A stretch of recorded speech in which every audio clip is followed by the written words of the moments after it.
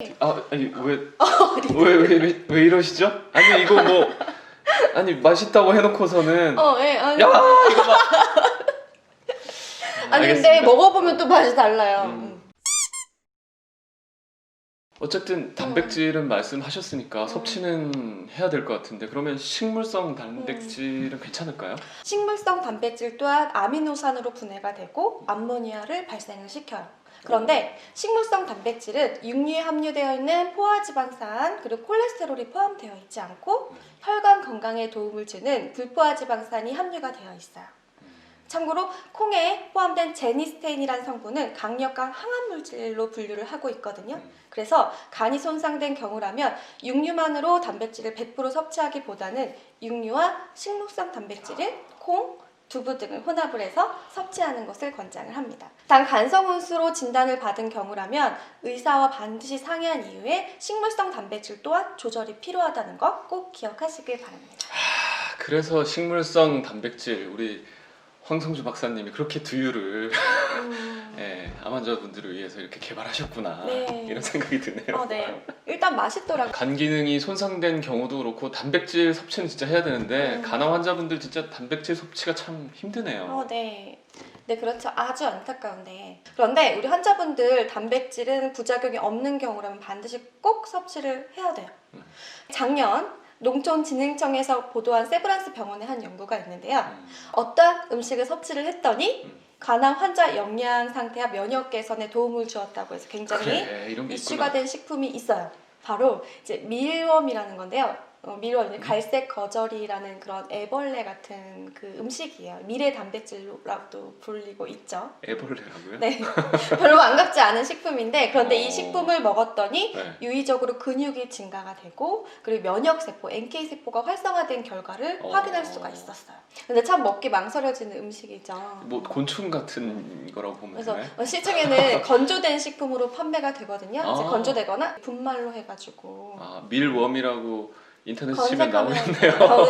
근데 제가 먹어봤어요. 어. 먹어봤는데 약간 그 오징어 다리 튀김 맛이라고 해야 그건 되나? 맛있는 건데. 그럼. 예. 그래가지고 그런 맛이 나고 전혀 먹는 데는 불쾌감이 없어. 이게 다른 이름으로 고소해라고도 불리거든요.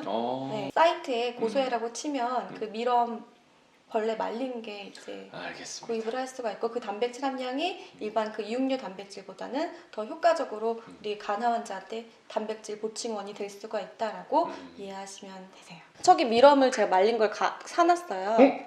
그래서 혹시 보여드릴까? 알겠습니다. 안 이상해요. 지금 먹어볼까? 먹어봤으니까요. 거짓말하지 마. 먹어봤어요. 저는 안 못 먹는 먹겠어요. 것 아니요, 저희 괜찮아요. 먹어도 되게 괜찮아요. 아니. 네. 아니 왜 이러시죠? 아니 이거 뭐 아니 맛있다고 해놓고서는 예, 아니. 야 이거 막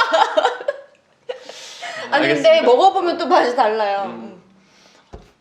다르죠. 그렇게 뭐 이상하지 과자 않아요. 같다. 그냥 과자 같은. 밀웜이 되게 특이한 게 뭐냐면 안 먹고도 한 달을 살 수가 있대요. 안 먹고도 살 수가 있고. 얘가요? 네, 그리고 이 밀웜이 또 플라스틱 스티로폼을 먹고도 산대요. 스티로폼을 먹는데. 플라스틱을 먹는 곤충은 처음 네, 봤어요. 그것도 이렇게 산대요. 그래서 일부 업자들은 이게 사료로 많이 사용하거든요. 벌레 그 햄스터 사료 이런 거 있잖아요. 대박. 이런 걸로 많이 사용하는데 근데 그거 스티로폼을 막 먹여가지고 키우는 경우가 있다고 해서 저는 이거 개발을 요번에 앞두고 있거든요. 그래서 이거를 약간 네. 제가 직접 유기농 채소하고 이제 과일 이런 거 먹이면서 지금 제가 직접 키우고 있어요. 어디 있나요? 저기 이제 이따가 보여드릴 건데요. 알겠습니다.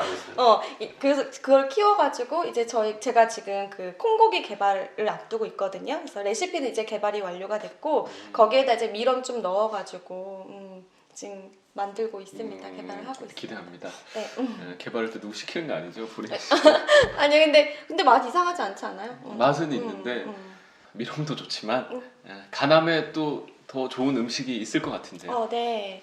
우리는 문명화가 되면서 이제 더 많은 화학물질에 노출될 수밖에 없잖아요. 현재 지금 우리도 다 이게 다 화학물질에 어쩔 수 노출되어 없죠, 있는 뭐. 상태. 네, 그렇죠. 그래서 간 건강에는 간 해독에 도움을 줄 수 있는 영양소가 도움이 될 수가 있겠죠. 대표적으로 비타민 C, 그리고 마그네슘, 타우린, 엽산, 커큐민 등이 도움을 줄 수가 있어요. 그 비타민 C가 함유된 음식으로는 레몬, 뭐 파프리카 등이 있고요. 그리고 마그네슘 함유된 음식으로는 시금치, 퀴노아 등이 있어요. 그리고 타우린 함유 음식은 대부분의 해산물들에 포함이 된다고 생각하시면 되고요. 대표적으로 이제 새우나 오징어 등이 있고요. 또 엽산은 이제 콩과 시금치 등이 있어요. 그리고 커큐민은 대표적으로 강황을 대표적 음식으로 이제 권장을 하고 있습니다. 아, 이 모든 게 다 도움이 되는데 네. 뭐 영양사님이시니까 네. 다음에 기회 되실 때 네. 만들어 주시죠. 아, 네. 이 음식을 넣어서 다음에 또 한번 제가 한국경제지중해 식단 한국경제 식단 좋습니다. 한국경제지중해 식단을 모든 걸 다 때려 만들어 넣읍시다. 보겠습니다. 예, 네. 좋습니다. 식단 뭐 음식 다 권장해 드렸고 마지막으로 더 하시고 싶은 이야기 있으시면 말씀해 주시죠. 한 가지 더 덧붙여서 말씀을 드리면 이 좀 전에 말씀드렸던 사이토크롬 P450 효소 있죠? 네네. 이 효소가 대표적으로 약물 대사에 관여를 해요.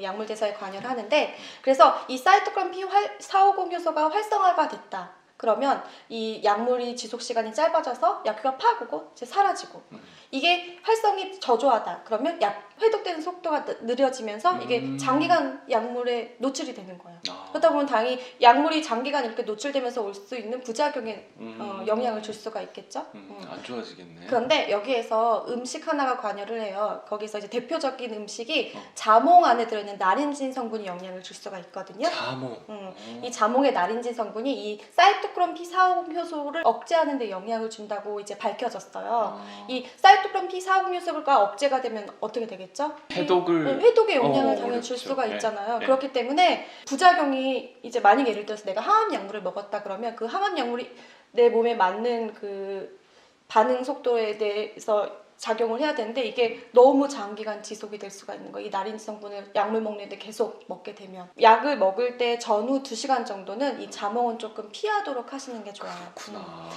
예를 들어서 항암 치료할 때 자몽은 안 된다라는 게 아니라 항암 약물이 우리 몸에 흡수될 때 항암 치료를 막 하루 종일 막 이틀 동안 하는 경우도 있거든요.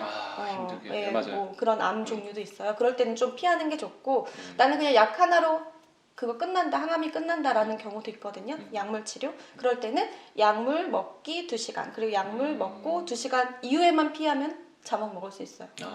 자몽을 너무 좋아하는데 막 억지로 피하면 너무 질 낮아질 수가 있잖아요. 그렇기 때문에 그걸 좀 주의를 하셔가지고 식사를 하시면 됩니다.